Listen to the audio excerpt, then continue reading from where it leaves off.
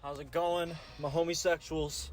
I hope you are having as devious of a day as I'm having, because devious it was. I will tell you now, I feel way better already. You know, the left knee tendon is slowly and quickly progressing in a very positive way. Very thankful that I stopped lifting heavy when I did, because good Lord, it could have been bad for my knee, and a ripped tendon is one of the worst things you can fucking do. I'm going to try to maintain the fact that my worst injury will always be my low back double tear, because goddamn, I do not want to go through anything worse than that. That was a painful time in my lifting career. Beyond that, felt fucking amazing. Again, it's going to be a little bit of weird workouts for a little bit. I can't tell you how long it's going to be like this, because that's how injury goes. You know, you have to take the time to chill out for a little bit and just embrace the short time, weird ass, stretchy workouts for the sake of having as many long-term passionate workouts with the Olympic lifts that I can. You know, you gotta prioritize those frail joints of ours, you know. Anyway, I surprised myself today, because as you'll see, I think I chose from quite an intelligent array of some workouts to do for my knee, because I did do some research on my own, mainly on like how the muscle and tendon connects and stretches specifically, so that I could choose the workouts that I thought would help me based off my own experience. Because what I've learned is, I believe, you know, I can't fucking tell you for sure, because I'm not a doctor and I don't have an x-ray of my knee, but I think that I have very minor, very minor first stage tendinopathy, you know, some fatigue, a little bit of a strain in that left tendon. And normally, if you have advanced tendinopathy and you have like a maybe like a partial tear or like a really hard strain where you can't like barely bend down on your knee, you want to avoid like all knees over toes type stuff, because it's just going to make it more inflamed in the short term. You got to like kind of build that strength up and then do knees over toes in the long term. But because mine is minor, I can just do it right now. And don't get me wrong, it's not ego. I'm not just fucking doing it because it's that's what you're supposed to do at the end of your recovery for this type of stuff. It's just so minor, and I took it one weight at a time. You know, I did the bar every time to begin with and did not go heavy whatsoever on anything. The heaviest thing I did was the 2-plate close stance squat. You know, I don't know if it's hard to tell at the angle, but when you see me do my back squats, my feet were like marginally closer together than they typically are, because I want like when my feet are further apart, my knees get to drive out as they should, but then I don't get that full stretch like I need to have right now in order to fully recover. Anywho, it felt great. It was really fun. Again, I said this yesterday, it's very humbling but at the same time endearing to see how many different stretches and workouts I can do that I've never experienced before. Like that wall sit, that was crazy. I probably would not have started with that if I knew how much it was going to make me shake. Because I should know this, but static stretches are always going to hit you the hardest, because they fully striate the muscle right away. And that's what I began with. But, you know, I was all light anyway, so it's not really... there's no really bad way to go. It's just making sure I don't overdo the weight while I'm doing these recovery workouts. The sissy squats, I will say, whoever does sissy squats full time, props to fucking you. Like, hats off, socks off. What the fuck are you doing? Jesus Christ. This is why, like, I'll do bodybuilding if I have to, for the sake of maintaining my body if I can't do Olympic lifting anymore, if I actually have a lifetime chronic injury in the future. But goddamn, I never want to do sissy squats again. I looked at the first set I did. I was basically just sitting into it like a normal squat. So I was basically just doing toe squats that were pushed slightly forward. And then on the next one, my buddy was like, yeah, hinge your hips like more forward and you'll really feel it. Holy shit. You know, if you've got like decent quads, some like decently built quads, like I don't have any like major striations or anything. I'm not crazy, but I got some pretty built quads because I do strength building, and those little 2 bumps at the end, like that, the 2 bumps of quad muscle right next to your knee, it was just all that. There was no core, no hips, no nothing. It was just the very tips end of my quads, and they were They were burning and shaking. I have not felt that way in a long time. And I'm sexually active. That's fucking insane. So, anyway, physically, I'll give it a very nice 8.5, you know?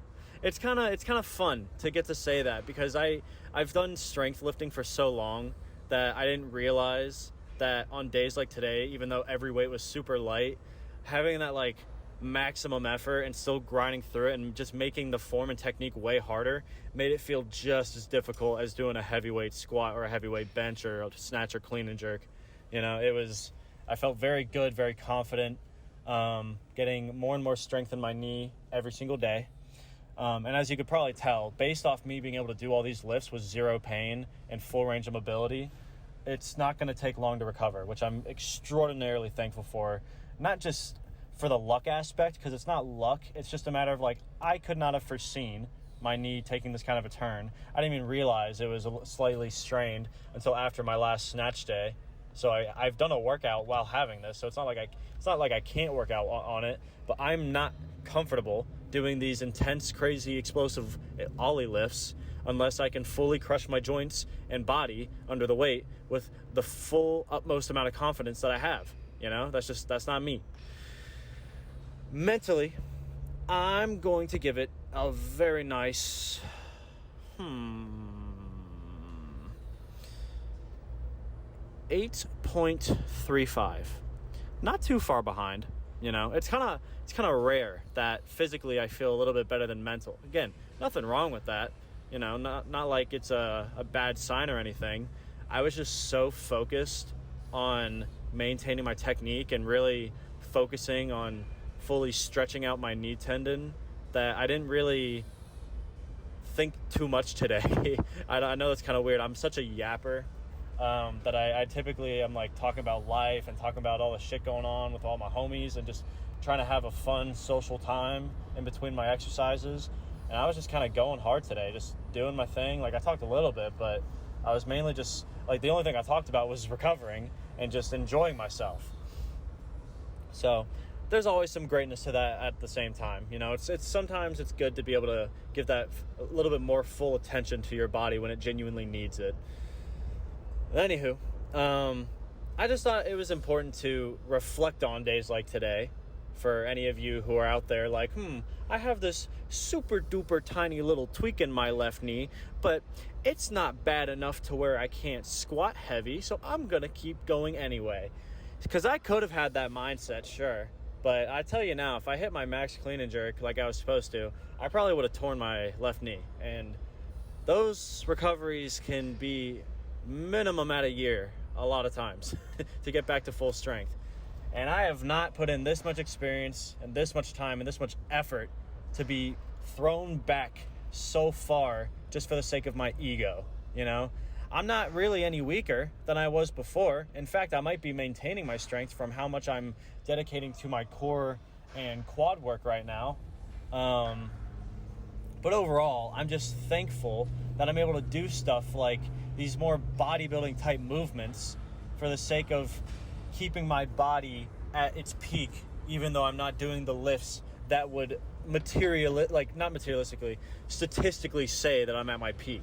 So like, for example, even though I can't do my Olympic lifts right now, or I at least I'm not confident enough to want to do them at a heavy rate, I'm able to do lifts like bodybuilding, or, you know, you could say calisthenics, you could say, honestly, my recovery training right now is more like what a jumper would do for their own recovery because of how much blowback they get on their knees. I think the explosivity of Olympic lifting and jumper training is kind of similar. Because I know I've seen a lot of jumpers focus on doing a shit ton of power cleans, and man, if you can rock it off the floor and get underneath the bar as fast as you can, I've seen the smallest motherfuckers lift some heavy ass weight. There's a guy that goes to my gym that's like, it looks like he weighs like 150, you know, and he's tall, so like he's skinny, and goddamn, he can do 3-plate like power clean essentially, and I'm like, God, I can't do that.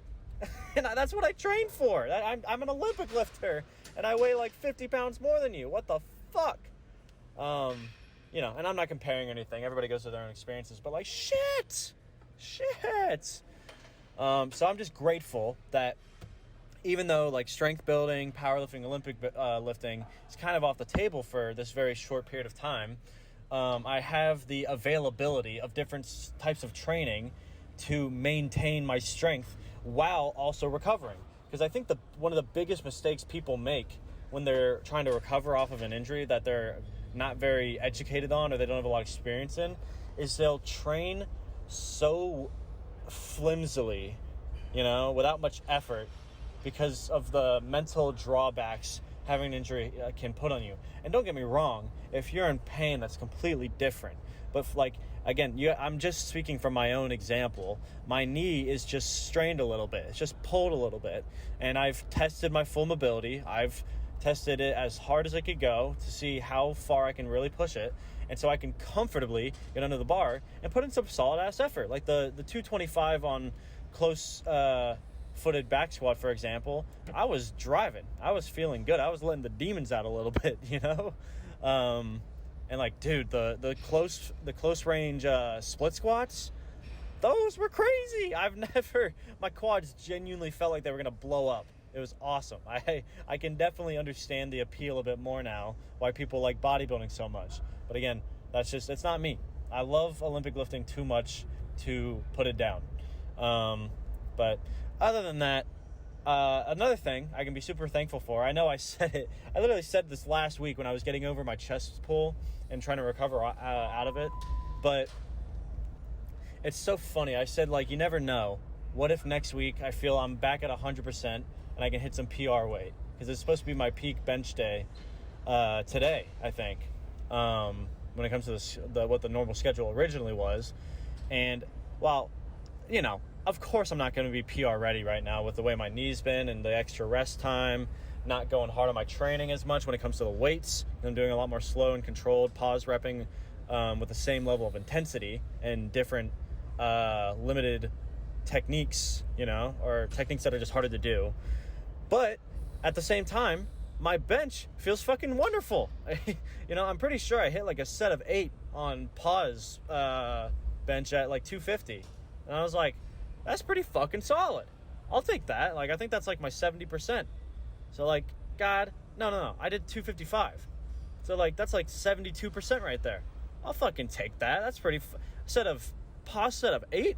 And I felt comfortable. Like, goddamn, come on. What's there not to love? You know, I say this all the time. There are so many more positives that you can come up with than negatives every fucking time. People just focus so hard on the negatives because we don't want to change. You know, a lot of people, that it's not a bad thing. It's just something that we grow through. But being open to that change when you have to get past what seems like an unbreakable wall, an obstacle that gets in your way, like my knee right now, is what you need to be able to push to the next level. You know, like me being open to doing these more bodybuilding type techniques or these more jumper recovery techniques, like whatever I'm doing, it feels good. And I'm putting in the effort. I'm putting in the same intensity and the same passion. So I'm loving it. And and my bench is back. You know, chest is no longer pulled. You know, I'm not at 100% by all means, but we're getting there.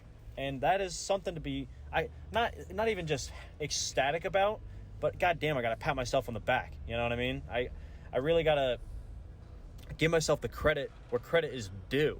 Because goddamn it, I put in the work, and we're here. And just like with my bench, you never know. Next week, I might fully recover. I don't know if I'm going to restart the program or not and just add a little bit of weight to my PRs because I am stronger now. Or I might just get back on right where I left off because I'm going to have enough strength potentially. You never know. But either way, I'm going to put that shit to the maximum and put in my best effort. Put in my best 2 feet forward, you know? So take it with a grain of salt. But seriously, sometimes you got to commit to that short-term obligation to whatever injuries you go through or setbacks that get in the way of your physical and mental mindsets. But it's all for the sake of that long-term passion to reach those long-term goals. See, even if it's not what you want to be doing, like I said yesterday, it's what you deserve to be doing in order to deserve the next step of your progress, you know? So even though this isn't Olympic lifting, these lifts are not making my clean and jerk or snatch or my bench or squat stronger per se. But at this very moment, I can't look at what I was doing yesterday or the day or whenever my knee was fine or my chest was fine. I got to look at the standard that is today. And the standard that is today is I'm recovering from a chest pull and I'm slowly getting back on my left knee tendon, getting fully recovered. Hopefully in the next few days, we'll give it as much time as it needs. But we're going to get there no matter what. I literally had people were offering me supplements today for faster recovery. And I was like, no shame in that, by all means. But I love the reward and the passion I get from doing this shit on my own, naturally. You know, just the way that my body was built. Because there's no excuses. You know, it's just me against me in the most positive way I can express it. So, that being said, I believe you're going to see me tomorrow. I'm gonna do one more day, I think, before I rest. Maybe 1 or 2 more days, depending on how I feel, since everything's really light right now. I might just keep training since I'm simply recovering. But tomorrow, I've been kind of just going to the gym and just doing what feels best in the moment. So I don't really know what we're going to do tomorrow, but we will make more and more steps to recovering this knee and making my whole body feel just a little bit better. Maybe we'll get a little bit heavier. Maybe we'll do some Olympic lifting. I don't fucking know. But regardless, you'll see it, and I'm going to be just as passionate tomorrow as I was today. So let me know how your lives and the lifts have been going, because I love hearing about it. And you will see me tomorrow. I love you guys, and I'll see you later. Bye.